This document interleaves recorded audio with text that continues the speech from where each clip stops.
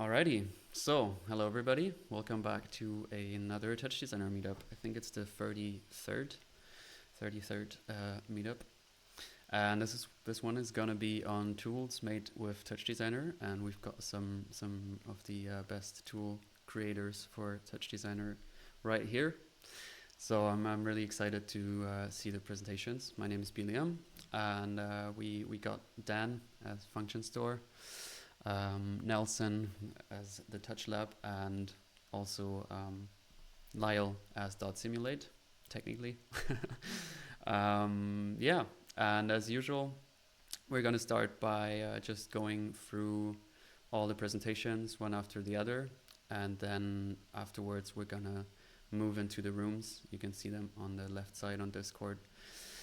And then, yeah, from there on, you can ask the presenters questions directly. So if you have any questions, just note them down and you can ask them later on. And yeah, I think that's it from my side for now. Yeah, feel free to write where you're from in the chat, and I think we can get started with you, Nelson. So, hi everyone. First of all, I'd like to thank you, Blim, and the TouchDesigner team too for welcoming me to this meetup. It's a real pleasure to be here. And actually, my very first contact with TouchDesigner team was because I used their logo in my own personal projects without asking. But I've changed that now, so I'm really happy to be here officially this time. And here's what I will talk about today, very simply. I will start with a short introduction, where I come from and how I discovered TouchDesigner. Then I'll show you a few projects, tools I've built, experiments I've done, and what I learned from them. And finally, I will share a few thoughts about collaboration, slow tech, and how I like to approach technology. So let me start by telling you who I am. I'm a cinematographer based in Switzerland, and I work in advertising agency, and part of my job is to film watches, which is quite difficult because they are very small reflective objects. And in the studio, we place the watch on the turntable. It's basically a platform that slowly rotates the object on itself. And we shoot them in total darkness and light them with sources placed very carefully so they don't appear in the reflections. But even with all this precision, the result looked too static or not very natural. To me, the simple black and white reflections reduce the storytelling potential. So what was missing was the real environment reflecting in the object, something that could make it travel or place it in a specific time and space. And one day I noticed on my computer screen reflecting on my phone, and the light from the screen seemed to animate it. And that gave me an idea. What if I use a screen as a light source, just like they did in the Mandalorian TV show? I don't know if you've seen it, I don't, but on the set I know they use a technique called virtual production. It means filming inside a studio surrounded by large LED screens. And this allowed the crew to control both the environment and the reflections on the object very quickly. So this setup became my main inspiration, but it's made for big productions because LED walls and camera tracking are too complex and expensive for small-scale shoots and my budget. So I asked myself, could I do something similar, but with my office monitors and a small studio? Obviously, the first problem was camera tracking. I needed the system to know where the camera was in space, but motion capture was too complicated and not precise enough for macro shots. So I decided to flip the idea. Instead of moving the camera, I kept the camera fixed and rotate the object in front of the lens using a motorized turntable. In the background, a screen projected an image that moved at the same speed as the turntable, but in the opposite way. And this creates what we call parallax effects. Basically, it tricks the eyes into seeing depth and movement, and you get the impression that the camera has turned around the object. In order to do that, I needed a software that could control the rotation of a motor and synchronize this rotation with an image moving on a monitor screen. So I've tried different tools like Dragonframe, Unreal, Unity, and even Millimin, but none of them worked for my project as I was expecting to. And then I discovered TouchDesigner. I had never heard of it before, but it looked like the perfect match. It could control motors, generate visuals, and possibly synchronize them in real time.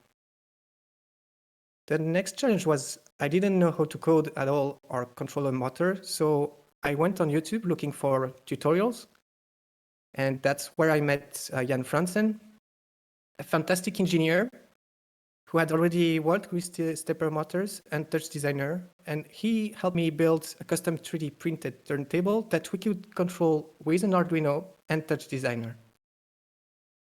After 2 or 3 months of testing and research, we got it working, and that's when I started experimenting.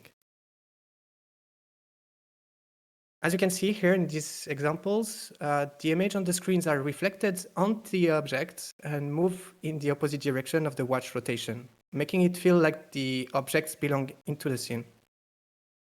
So now with the motor synchronized to the image displayed on the screen, I could integrate any product into an environment. As I start using TouchDesigner more in my work, I wanted to understand how Jan's code worked. How did he connect the motor to TouchDesigner? And that's when I learned to use dot operators. And I discovered I could also integrate Python code. So from that point on, I really started to understand the power of the software. And at the same time, AI tools started to become accessible, and I started what we call vibe coding. So it became a fast way for me to learn to code and to extend the potential of TouchDesigner. From there, the ideas start flowing. Each project became a new challenge and a new way to learn. So I wrote down ideas and started to build them one by one.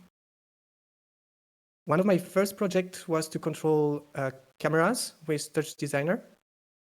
I found out it was possible to control, for example, the Blackmagic camera with the M5 stack with Python, and even a Sony camera by controlling their web interface using a web render top.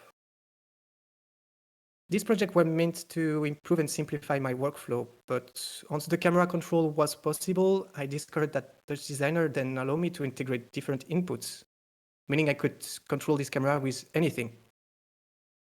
I could reinvent how existing technology are used. Why not controlling my camera with my face or with gestures or something else? So these infinite and fun possibilities made me want to share and play with technology in a more relaxed way, not taking it too seriously. So that's when I started the TouchLab page to share my project with the community. And what started as a way to improve my work slowly became a place to play and explore like in a lab. I've always been fascinated by the idea of connecting the digital world with the physical one, and many of my projects explore how physical actions and materials can interact with digital systems and create human experience through that connection. So that curiosity naturally led to a new question. Could I recreate existing tools or game inside TouchDesigner and control them differently?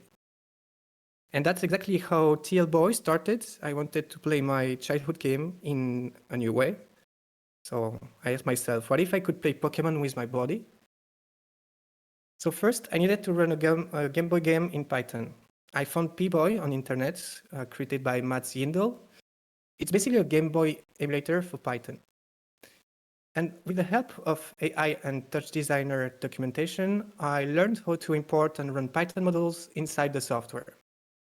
In short, I use ScriptTop for visuals and a ScriptChop for audio to bring the Python emulators to life. And then I mapped the game controls to chops so I could play directly using TouchDesigner as a controller and connect any type of inputs. The interesting part was going back and forth between the AI-generated code and the error that the TouchDesigner textport was showing me. That helped me learn Python quite quickly.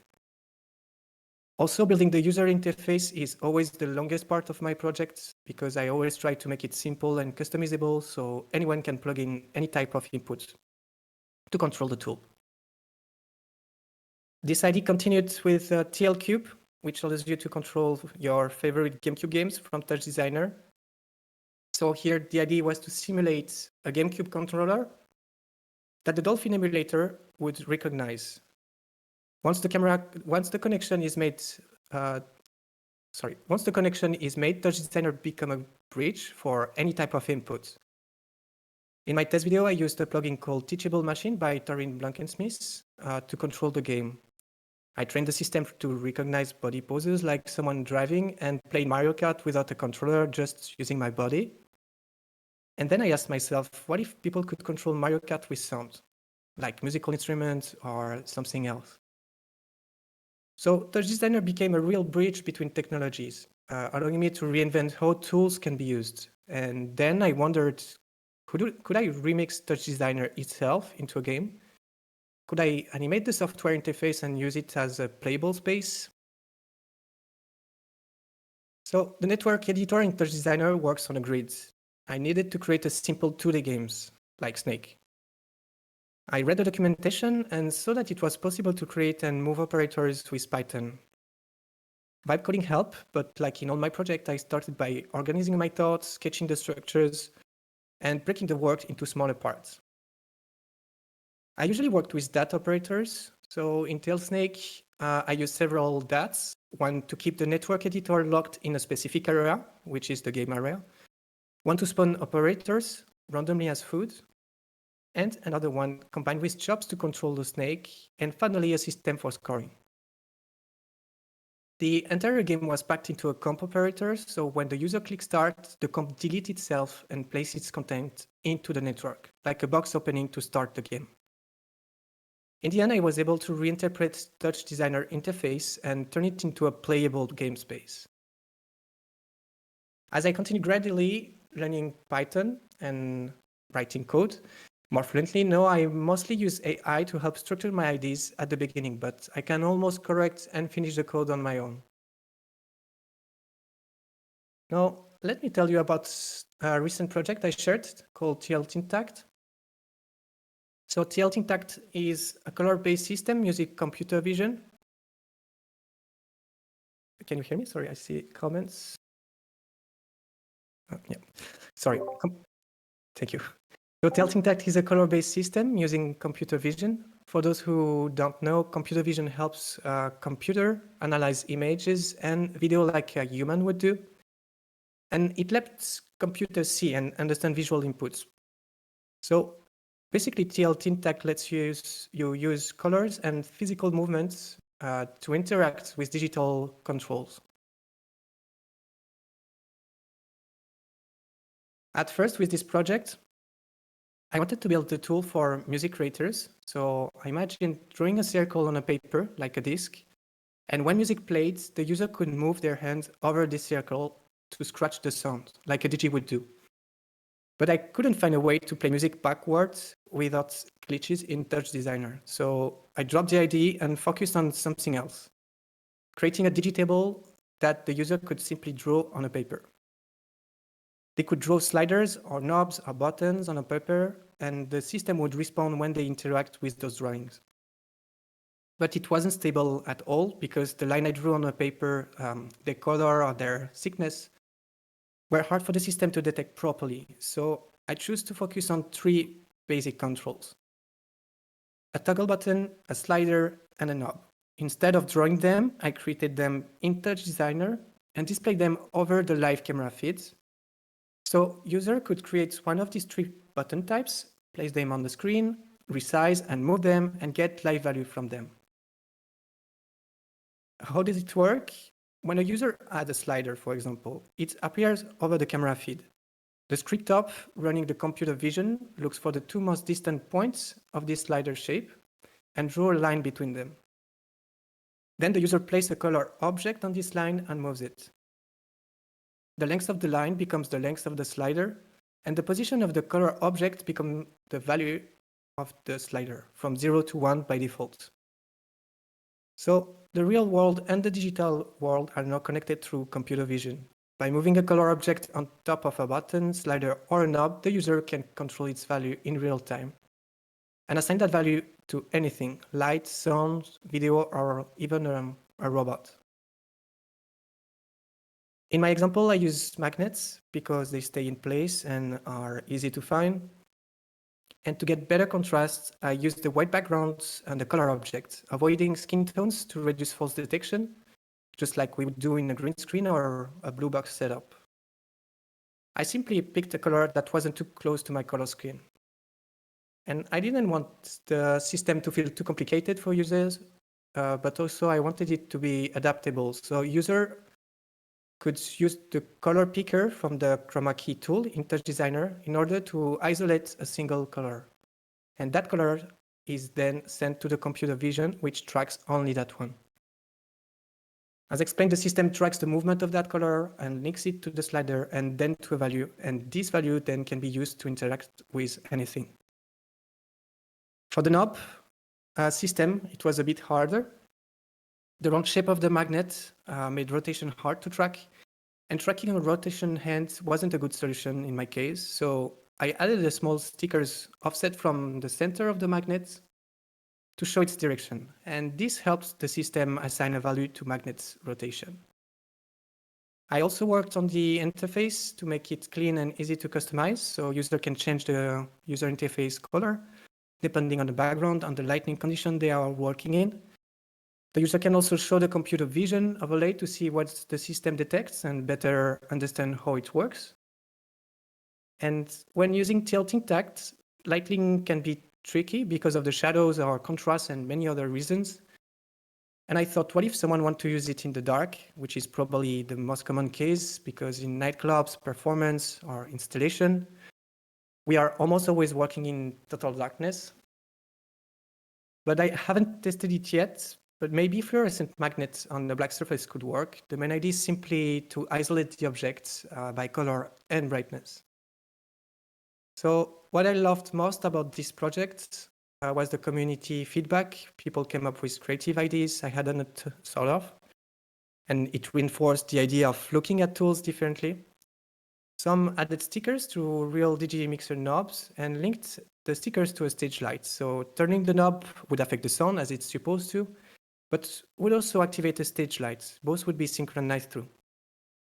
For me, what makes this project meaningful is the way the community explores and transforms my projects.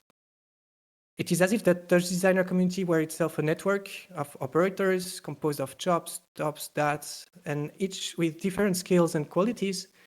And once wired up, they form a new families of operators and unlock new tools, ideas, and possibilities. About a year ago, I reduced my work time focus. I reduced my work to focus more on TouchDesigner and to work with artists. And this project helped me meet many creative people and share ideas, mostly online, as I don't know many users in Switzerland yet. But through these experiments, I also noticed that I'm not really interested in chasing the last tech. We already have powerful tools, and we just need to look at them differently and imagine new ways to connect them. And that's the TouchDesigner logic, I guess. For me, TouchDesigner is a way to take technology less seriously and to have fun and be creative with it. Thank you for your attention. Beautiful. Thank you so much. That was a lovely presentation in many ways. I love that you, as you said before, but that you integrate the whole UI so much in both the presentation, and I also love the way you present in Instagram, actually, like the way you present your stuff. Yeah, amazing work. As you can see, chat is also like very happy.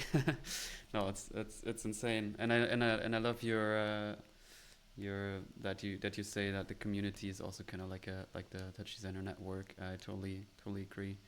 And the sort of like, you know, you when you share, you get a lot of stuff back, and you can grow with the community because everybody has more input and more ideas, and yeah, beautiful. So yeah, later on you will, like, everybody in the audience, you can ask questions in the meetup rooms. But for now, we're gonna move on to Dan. And yeah, thank you, Nelson. Yeah, thanks, Nelson. That was super lovely. I love all the stuff that you're doing, and also like the approach that you came into Touch through the watches and stuff. It's like a pretty unique one, I would say. Yeah, I'm gonna be talking about a little different topic. I'm gonna be talking about modding TouchDesigner and building tools in TouchDesigner for TouchDesigner. I think my webcam froze. Yeah. Just give me 1 sec. Yeah. So yeah, building tools in TouchDesigner for TouchDesigner. Yeah, just a short introduction. My name is Dan. You might know me as function.store. I live in Berlin and run a studio with my friends called Rio Studio. And in my free time, I do music and also work on Patreon projects and YouTube projects and this amazing, well, I think amazing, and others also think amazing toolkit that I'm building.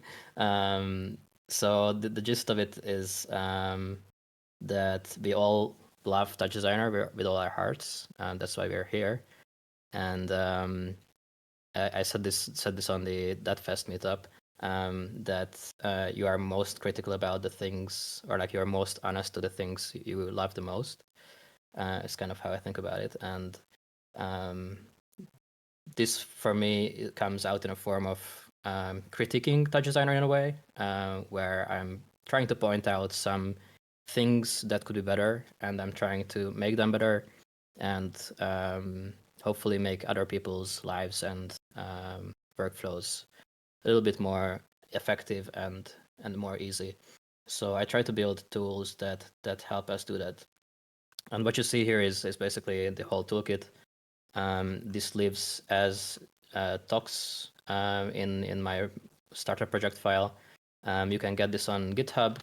It's free for everybody. There's an extensive wiki also, where you see all the features on the right here. There's quite a lot. And there's also other contributors to this project, such as Lyell himself, or even Greg Harmonovic from Derivative, or Yi Chen, or who do I forget? Alpha Moonbase and Alex Guevara also contributed a tool. So yeah, I'm gonna just show a few of them and hopefully get you excited, and then also just show you a few things how I mod TouchDesigner. What are the ways you can do that, and what are the kind of best practices that I think I found. So one of the inspirations for this project came from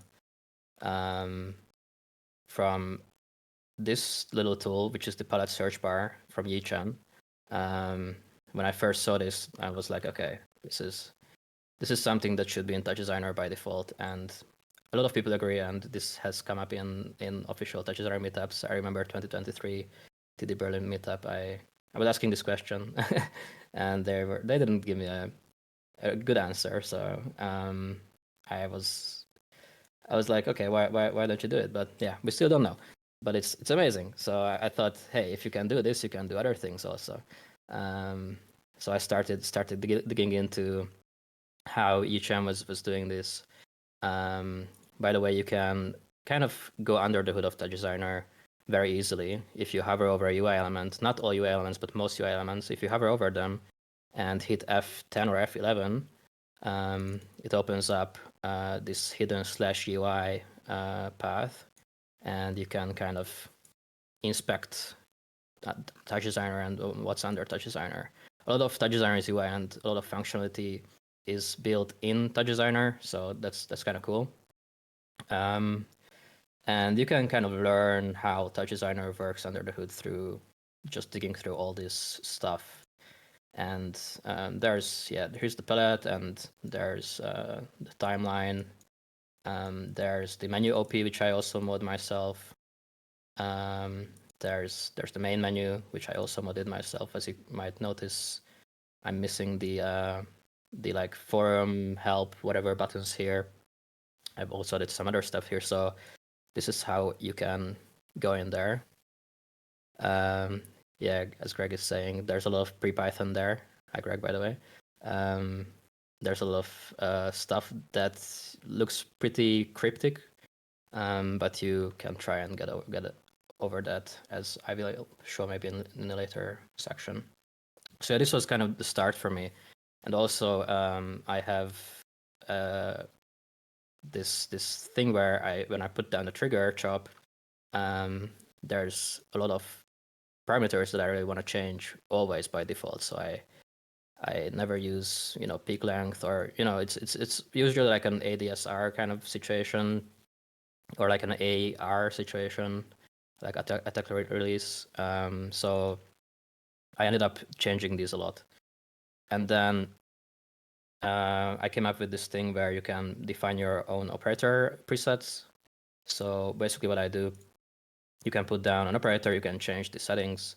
I'm just going to do one quickly here, where you can see the difference. Let's do something like this. And I just named this something, trigger one test.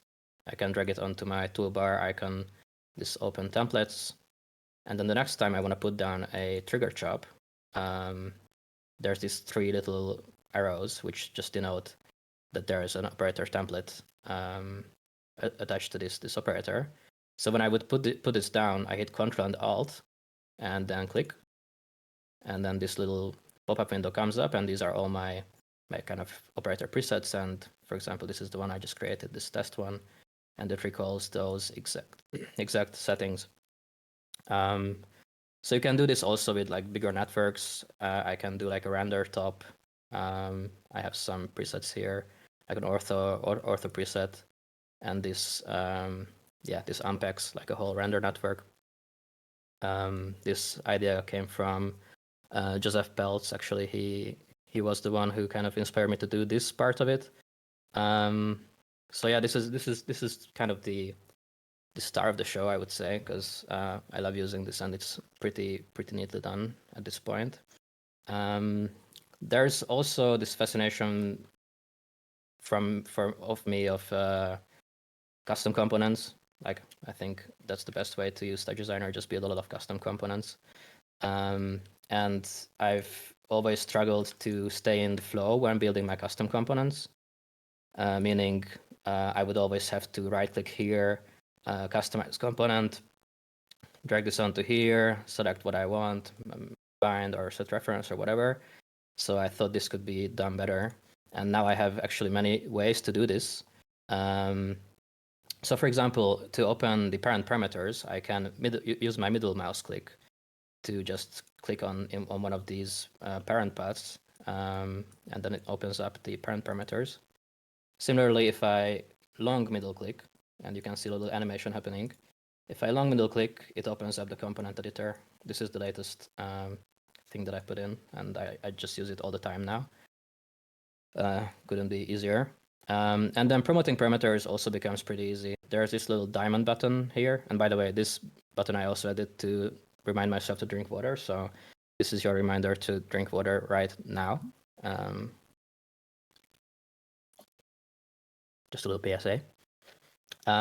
So if I want to promote the parameter as a custom parameter, I can drag and drop a parameter onto this diamond button, and that will automatically add it as a bind. I can also, if I hold Shift, it will be a reference instead. If I hold Alt, it will show a little pop-up for me, so I can quickly customize the parameter name and label and minimum and maximum ranges for the slider. So that keeps you in the flow even more. I can do the same actually if I just drag it onto one of the parents. So if I wanted to promote it to the project 1 level, I can just drag and drop it onto the parent path like that. So that will work also. And there's a couple of more of these easy ways to customize parameters. There's also this new thing which I put in, which I really like using now. If I hover over one of the parents and hit Control, it shows me all the parameters of that. And if I left click on one of them, I can get a reference, copy it to my clipboard, and I can just paste it somewhere, wherever I want. If I add a parent shortcut to this, for example, and I can even add an IOP, an internal operator. If I drag and drop an operator onto one of the parents and hit Control Alt, it will open up this IOP promoter. So this is now an internal operator. So now when I hit Control and hover over this, it shows me a reference to all of those things. And if I left click, it copies it to my clipboard. So even an IOP, I can just left click on this, put down a select wherever in my network, and just paste the reference of that directly there. Similarly, if I actually right click on any of the parameters here, so let's say I wanted to customize my amplitude parameter even more, and I didn't want to go into here and like look for the amplitude here like manually. I can just control here, right click on one of the operators, or sorry, one of the one of the parameters, and that takes me exactly already there to the component editor to that parameter. So this just helps you keep more into the flow and just save you a lot of clicks and looking for menus and figuring out, oh, what did I want to do? So yeah, I love using this now. And there's also a small little thing where which I like to show. And Greg knows this, that I really think this should be a kind of a default thing in Touch, that when you want to swap operators, swap the position of operators. So there's a little button up for that here. Here I'm just swapping literally these two. So this can be really useful in feedback networks where you want to play around, whether like blur after edge or edge after blur works better for you, stuff like that. So you really don't have to do the whole spaghetti monster thing. And this also works with a keyboard shortcut Alt-Shift-S. There's a lot more. As you can see, for example, I can just hide this annoying Windows bar up here by right-clicking on this icon, or I can hide the timeline. Of course, then you would ask, okay, how do I see that my project is paused? Well, I just color the UI to show that to you. And also you see the save state, because that's also normally shown in the header here. So that's also now shown here. Actually, if I left click on this, it also just saves my project as a little extra. There's a volume bar, like a general TouchDesigner volume mute and volume control. There's like randomization also for individual parameters. I can do that somehow.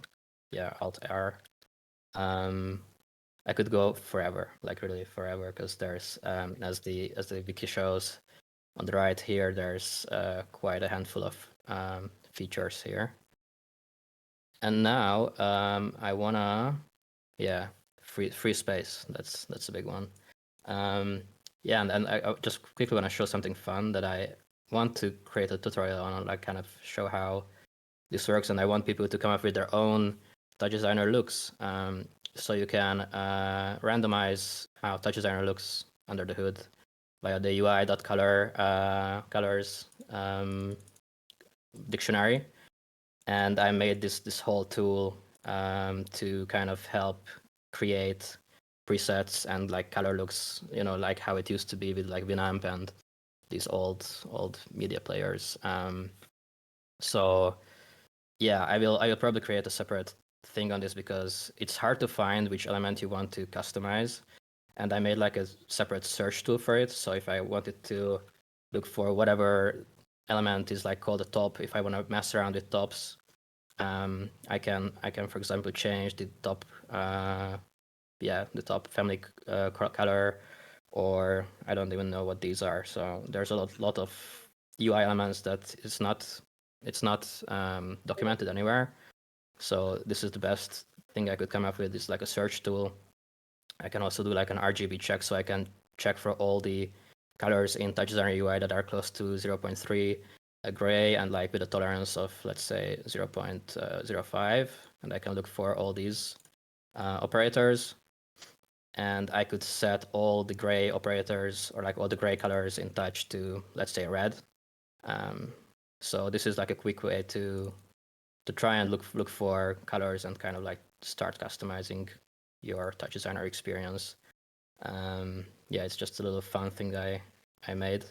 And I don't have much time left, but I want to show some ways where you can. I think my overlay just crashed. Yeah, where you can easily mod the TouchDesigner. So, for example, if you wanted to add your own toolbar icon, how you could do that. So the best way to do that, I would say, is get my toolkit and then dive into it. Everything is open source there. Here are the UI mods, so you can find them easily. And there's the FNS toolbar, and under here, there's a little script that I do. And basically what I'm doing here is I have all my buttons defined in a containers operator. So this is here, these containers. And these are all the buttons that live up there. And each of these operators are, each of these buttons have a specific height and width, which I kind of got from diving under the hood and checking what it should be. And what the script does in the end, it looks for all these operators. There's a target path that I set as the bookmark bar.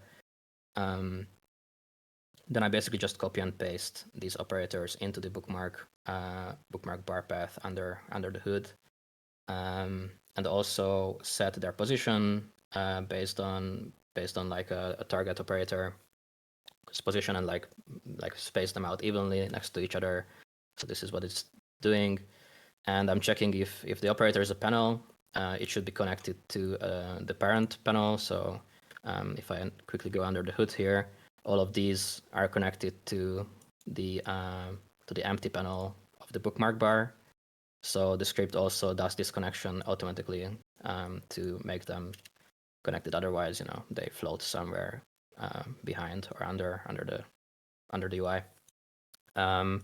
So that's like a very quick way to do like modification of the UI.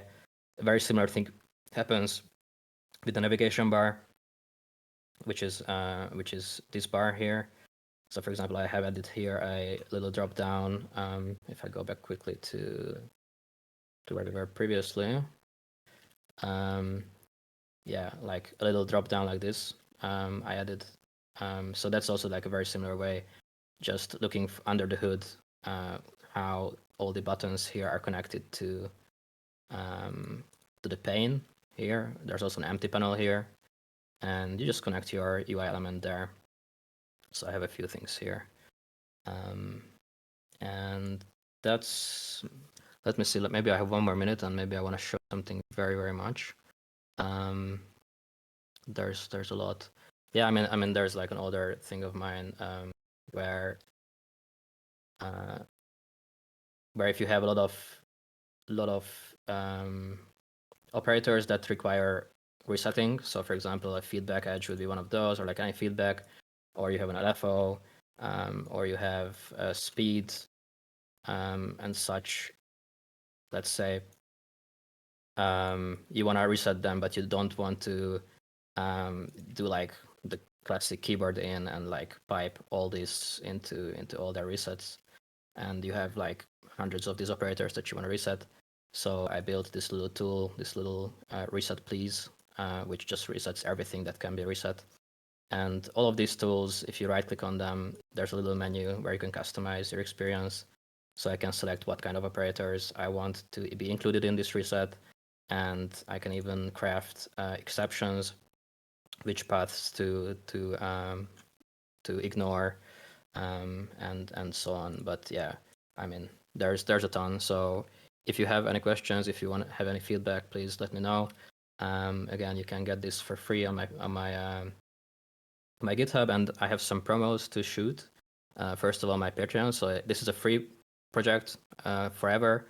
But if you wanna promote this project, there's a toolbar supporter tier on my Patreon. There's also a few of my workshops that are related. So I use a lot of Python and I use a lot of extensions.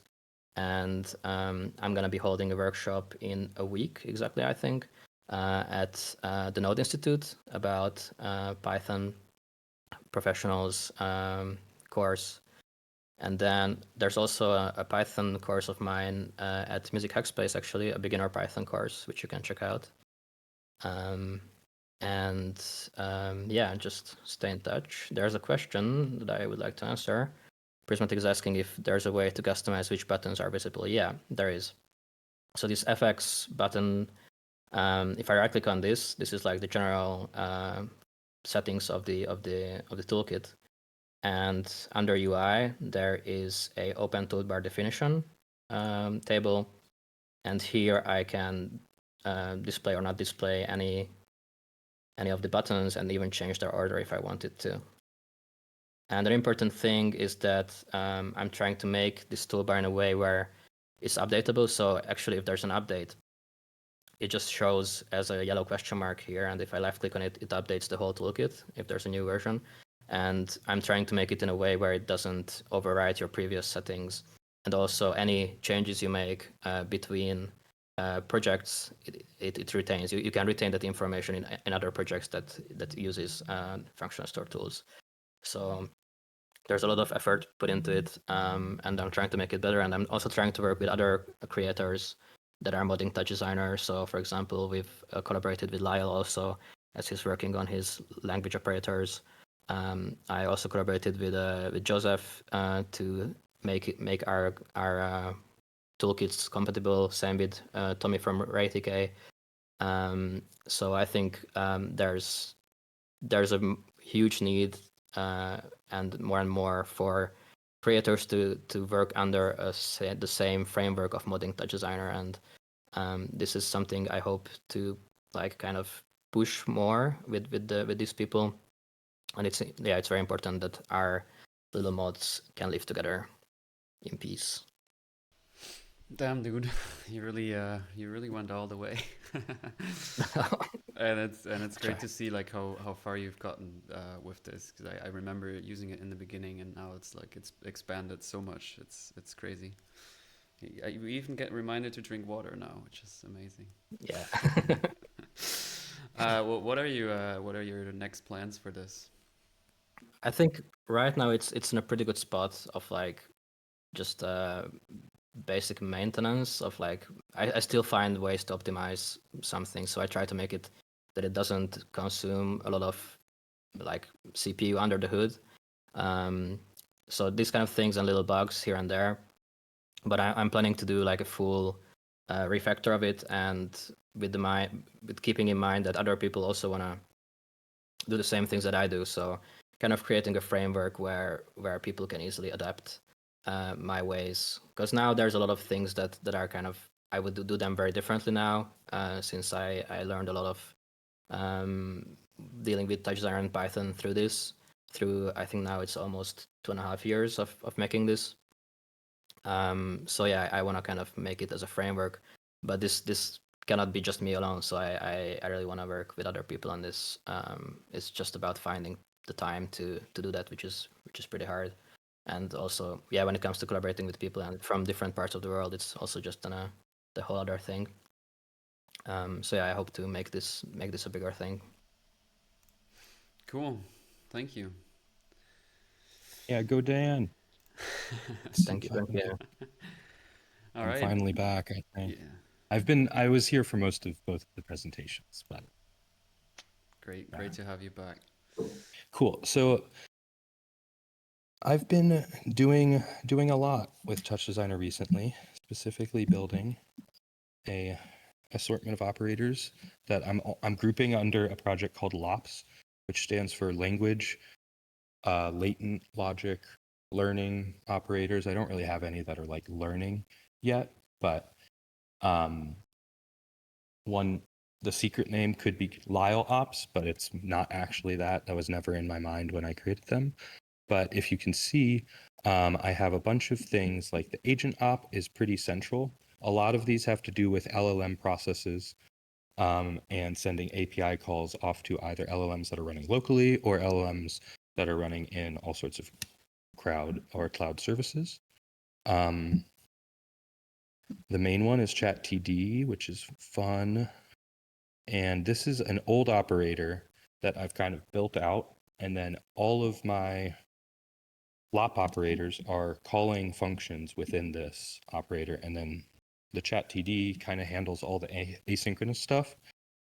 I saw Torin give a helpful clarification in the chat, but yeah, TD async IO is basically async IO is a Python library that allows you to create asynchronous functions that will await certain things, and it isn't like fully putting things on another thread, but basically the way TD async IO works is you give it a coroutine or a function that you're trying to run, and then every frame it basically checks the status of that function, and then if it's done, it continues the coroutine.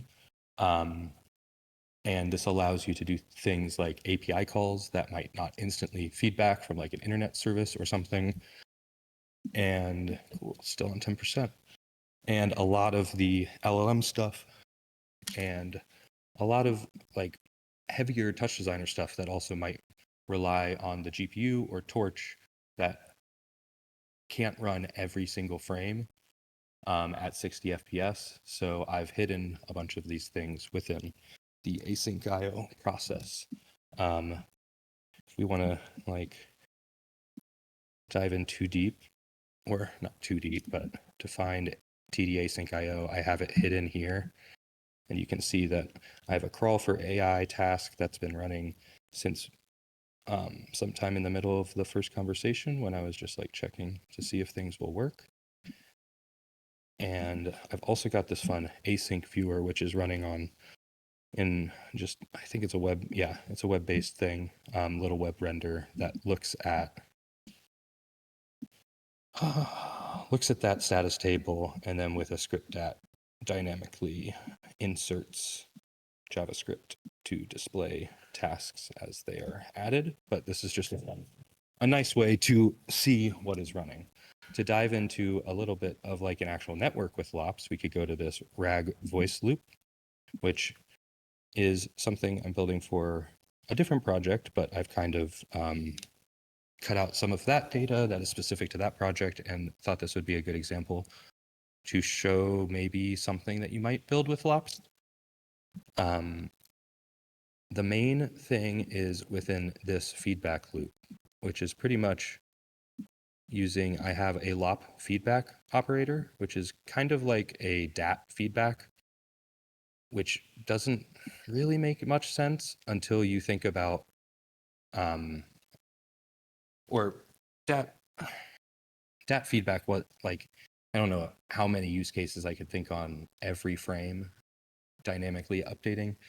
The DAT in a way that would be like helpful, that's not in a texture or not in chops already. But with LLMs, you're kind of creating this agent or this user assistant memory within the conversation.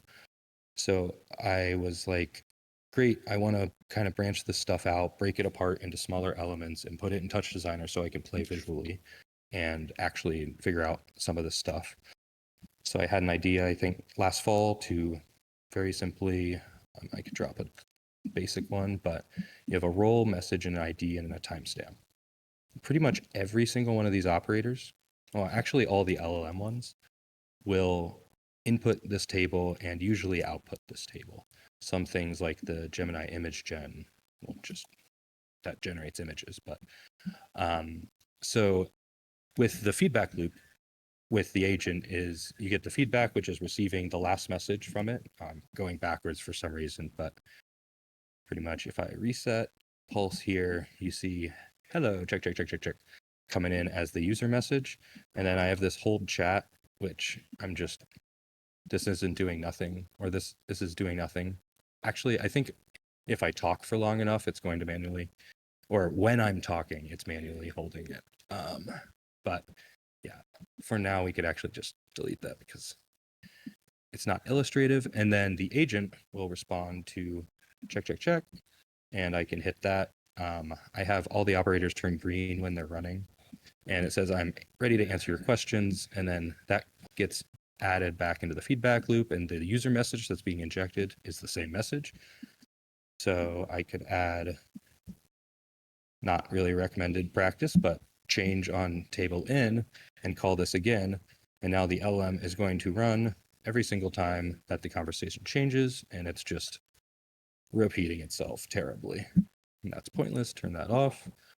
Reset the feedback loop. Doing a couple other things where this is getting the user transcription. So if I launch my local whisper transcript, as long as it works on Windows or Mac or whatever operating system I'm on. Let's see, terminal. I think it's just slow because my computer is kind of a piece of crap, but eventually this should be coming. And further demo, hit this active button on in my messy project. Transcribe me. Tested this a bit earlier and it was transcribing. Oh, it says it. 24 seconds of audio. What are you doing? Hello, check, check, check. Okay. Well, in theory that works. Honestly, that's the least tested thing on Mac. I just launched it again.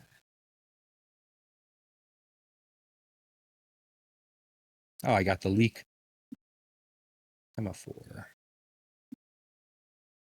Oh. Hey, look at that. So I got a message. Let's just pretend that was running perfectly. And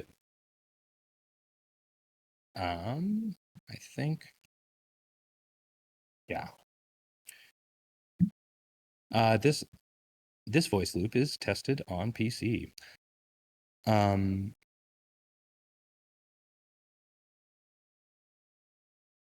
Yeah, just going over it generally, just real quick, and then I'm going to go and show a much more simplified, more functional version that just is all wrapped up in one API, is I'm transcribing from the user, injecting it into the feedback loop. I'm also generating this RAG response based off the user data. So if I query this, you will get a new response. It is, don't look at that. The RAG data itself is actually basically, okay.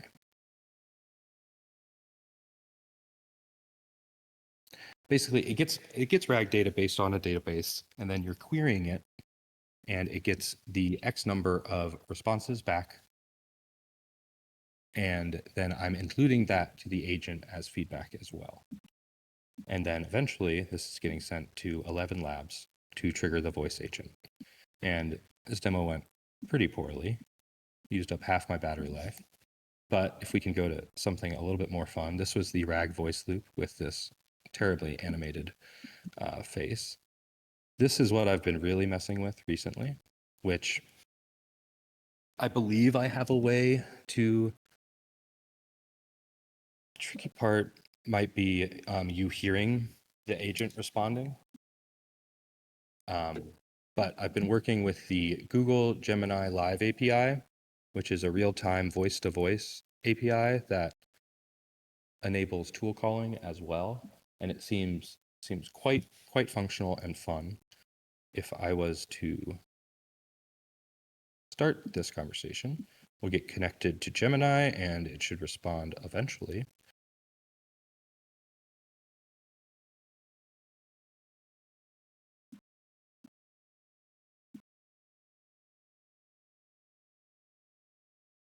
Eventually, come on.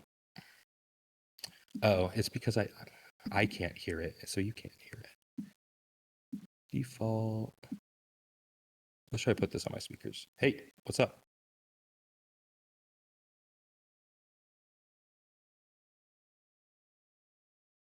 Hello?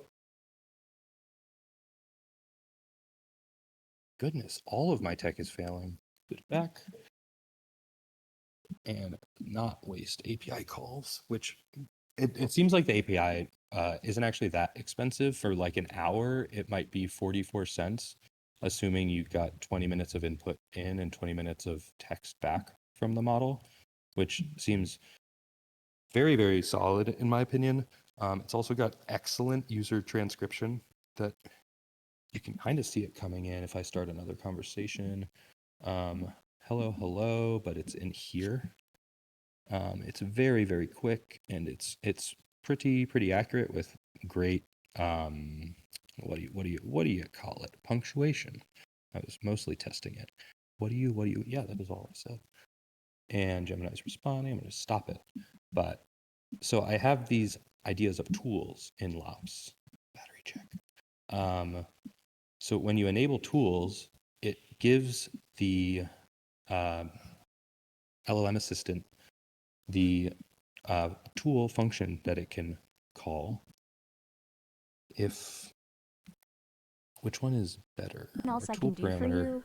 Can you so there's a schema on the Python class that basically if it has a get tool and it responds with the tool format in JSON, and you have to give it a handler, which is handle parameter adjustment. This is like a generic outline for building any sort of like LOP available tool in Touch. And both of these, well, actually tool parameter wasn't built out into its own separate thing. Inside of the agent parameter, I already had, if I go to tools and turn on tools, I had this select target operator, and then I can select a target operator and see the ones I could set pages or parameters, and I can be like, add message, hey, set the color to green.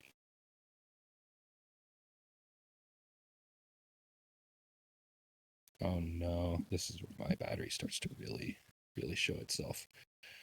And I can now sanity check the agent that I'm on, because my default values aren't amazing right now. And let's search for Gemini, and let's go Gemini 2.0 Flash. Oh, and I selected the wrong thing because TD menus are look a little squashed there. That's probably on me. And then I can run this agent, hopefully before my entire computer dies. Oh my goodness. And it's responding, and it stopped, and it didn't do what I wanted it to. This is what I get for testing out things I haven't run in a while. One thing I could probably try is, instead of giving it this tool, I can give it the tool op. Run the same thing. And I can set the green. What value would like to set the green? Set the green color confidently, no confirmation.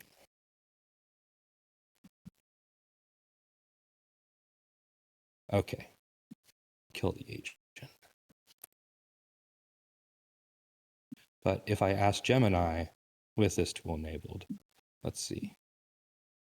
Hey, can you set the color to green? I don't.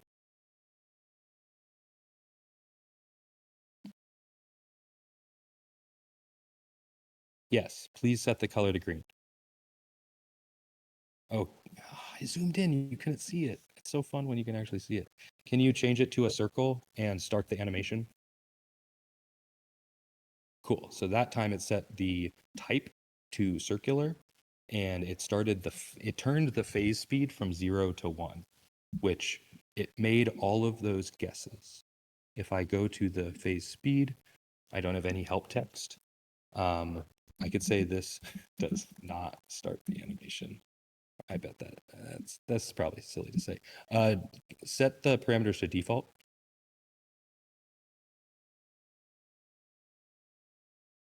Set the parameters to default. Yes, just do it now. All right, cool. Now I'm going to stop the conversation. I'm just using that because it is kind of quick to set parameters to default via your voice. And what was I testing? Oh, the help text. Can you start the animation? My session hasn't started. I'm really riding on the top of my battery. All right. Hey, can you start the animation? But I would say we now move over to the question rooms. I don't know, or is dotsimulate back? I don't know. But yeah, I think it's best if we just move over. And yeah, so I will stop the recording. You will find that on YouTube sometime this week.